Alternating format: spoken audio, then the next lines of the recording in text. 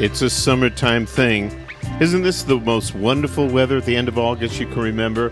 What a stunning day it is today. Today is Sunday, August 24th, 2008, and I'm Stephen Gaines. You're listening to Sunday Brunch live from the beautiful American Hotel in Sag Harbor, New York. Don't touch that dial. The New York icon, one of the most beloved cabaret artists of the last 30 years, Cynthia Crane, is going to join us. Programming on WLIU and WCWP is made possible in part by Prudential Douglas Elliman Real Estate. Cynthia Crane, here's the thing with Cynthia Crane. First, I just have to start off on a completely personal level. When I moved to Greenwich Village when I went to New York University and I lived in this little townhouse on West 11th Street, I always dreamed before I moved to the West Village that I was going to meet bohemian people who are interested in the arts, people who crazy are interested, people. crazy people who led a completely different and unusual life. And they appeared to me three doors down, and it was Ted Story and Cynthia Crane, and they were enormously important to me when I was totally out of my mind and unbearable and and being my wildest, Cynthia and Ted. And he looks exactly the same today. I have to tell you that's very sweet of you, but I'm on radio. That's why. I mean, it doesn't matter how you look on radio. But you were quite so. Aside from that, you were just quite amazing. And I used to go by your house, and they had a big townhouse and a little tiny townhouse. And I used to go by their house, and the windows were always open, the big front windows, and there was a trapeze. And you could see it, and they used to exercise. They used to work out on the trapeze, and it was just so thrilling to me. And then also, I wasn't much of a community activist. I never tried to do anything, save a tree, or really cared about it. And then one day, I saw Cynthia out in the street yelling at a truck driver who had broken off a branch on a tree.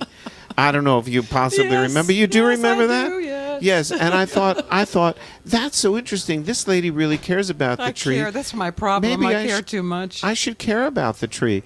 Then, of course, it turned out that, of course, the both of you have completely different careers on the other side. Ted and you started the IRT, right. which stands for the Impossible Ragtime Theater. And it was a very, very famous off-Broadway theater. It was a hot place. It was very hot. That introduced Directors Theater. We did 100 shows in 10 years. And it was quite remarkable, and that also became a staple of. And then you became the most popular cabaret singer in all of. I don't know about that, but thanks anyway. Well, I love doing it. Saloon cabaret, you once called it. I'm a saloon singer. And I like to tell stories. That makes you sound so cheap. Oh, no. Is that the difference between? Is that the difference between a cabaret singer and a? No, actually, I think cabaret covers everything. I think you can be from female impersonator, a comic, a dancer. You can be anything in cabaret, but you have to tell a story. And I like to think you break the fourth wall. You really communicate directly with the audience. You don't hide behind. In theater, you just talk to your fellow actor and your characters, but in cabaret you break that and you connect directly to the audience, and that's what makes it thrilling. So now there's cabaret. Is the stuff that goes on in the Carlisle cabaret? Oh, sure. That's cabaret as well? Yeah, absolutely. You're friendly with all of those people. I know a lot of them, yeah. You do know a lot of them. Well, I've been doing it for a long time, and there's so many wonderful people in the city performing. In the cabaret world. Cabarets come and go, but the performers, they never quit. But there used to be so many more cabarets, weren't there? Yes. So what happened? Why did that fall apart? Well, they used to pay you, and nowadays there's a 2-drink minimum and a cover charge. It's different, It's just the whole business of it is different. TV, CDs, and then now the internet. It's just hard to get people to go out to a cabaret. But some of the best cabarets closed. Have the cabarets in Greenwich Village closed? Well, yes. The original duplex closed. It became Mama Rose, and then that closed, and it's gone. But the duplex moved across the street, so they've maintained the name, and that's the longest-running cabaret in New York City. And what kind of places do you appear at now? Well, I'm playing at a lovely, lovely new room called the Metropolitan Room, which is in the Flatiron district of the city. And it's got a wonderful staff, and they bring on really good people. So you can walk in off the street and see anybody, and you're going to see a good show. And is there overhead, a charge, or you Well, just... yeah, sure. There's usually I charge a $20 cover. You cover. charge when you're there. You ask for a $20 right. cover. And then the club asked you to drink 2 drinks, and they also serve pie. I don't know what that's all about. They serve little tiny dessert pies. Something very interesting, because you lived in this big townhouse, and I was down the block in a little townhouse, and I was struggling as a writer.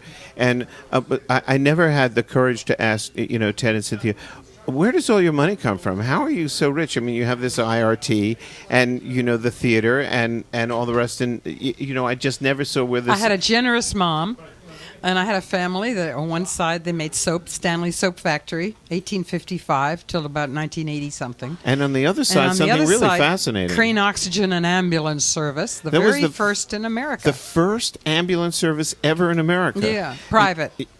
And your grandmother invented it, developed it? She patented ambulance, and she was a hot number. Oh, my God, what a woman. She patented ambulances? Yes. She had 3 husbands, She had her boys.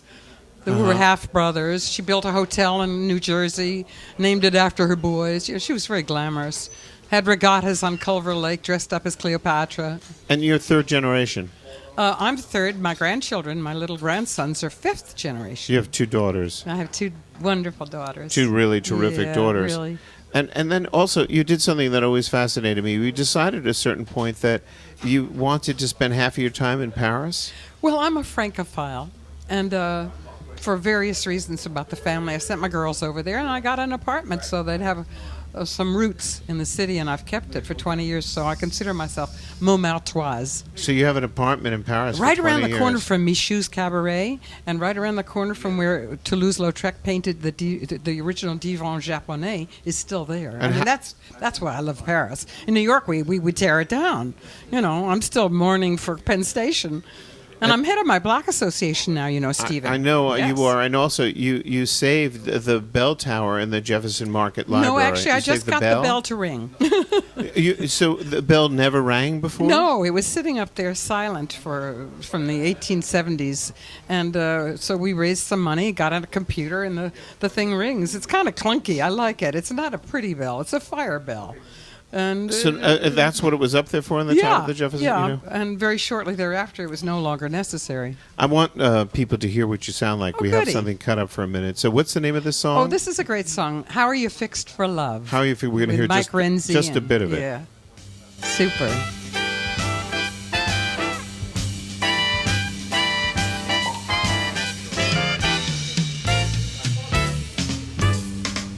How are you fixed for moonlight? How are you fixed for stars? How are you fixed for kissing while we listen to soft guitars? How are you fixed for someone to watch the rain with, to stroll down the lane with, for someone to just go a little insane with? How are you fixed for memories? I love this stuff. It's so great. It's so terrific. I had great musicians, didn't I? You do. Was that Mike Renzi? Mike Renzi, yeah. Is a terrific accompanist. Oh, the best. Just the best. He really is. And so, for people who want to see you in New York, Moshe. Yeah, come to the Metropolitan Room. The Metropolitan Room. Check it out on the website or call. It's 206-0440. Wait, it's area code 212 206-0440. And when are you going to be there? I'll be there in September, a couple of dates, in October, a couple of dates, and I'll be at Don't Tell Mama September 18th. I'll be at Barnes & Noble with my brand new CD, The Time Has Come. Oh, I'm glad you mentioned that. I got The Time Has Come to give out to everybody here. That's really terrific. If I Knew Now is my most recent. Oh, that's the newest one. The Time Has Come. If I Knew Now. Yeah. And I also here on the station on WLU, they play The Secret Life of a Wasp. Oh, good. I've heard that often on the station. Yeah, and my Smoky Bar songs for the no smoking section, Booze, Blues, and Smoke. I know that you drove here all the way from Long Beach. There's another fascinating thing about you, by the way. You could have had a house in the Hamptons, anywhere you wanted, and you chose Long Beach. Oh, I love Point Lookout. The town of Point Lookout is just heaven. 15-mile-an-hour speed limit. I bicycle everywhere. I kayak every day out in the back. Kayak to Island Park the other day. It sounds great. Oh, I was It sounds thrilled. great. You still have the trapeze? Yeah. You do? Not as much as I did, but I can still do it. That's terrific. Good for you. I miss you on 11th Street. Thank you, Cynthia. you. So We're good to gonna see you. we're gonna have lunch outside, and we're gonna catch up on 11th Super. Street and what happened. And with that townhouse that I sold, I feel like I gave up a child for adoption. It's really hard. In all the years since I sold that townhouse, I've only been able to walk by it once, and then I was drunk. No, I'm only kidding. I didn't. Cynthia, thank you Thank so you, much. Stephen. Thank you This so is much for wonderful. coming. It's a pleasure to meet you all. It's great. We'll be right back. You are listening to WLIU 88.3 and WCWP 88.1, the Long Island University Radio Network. Summertime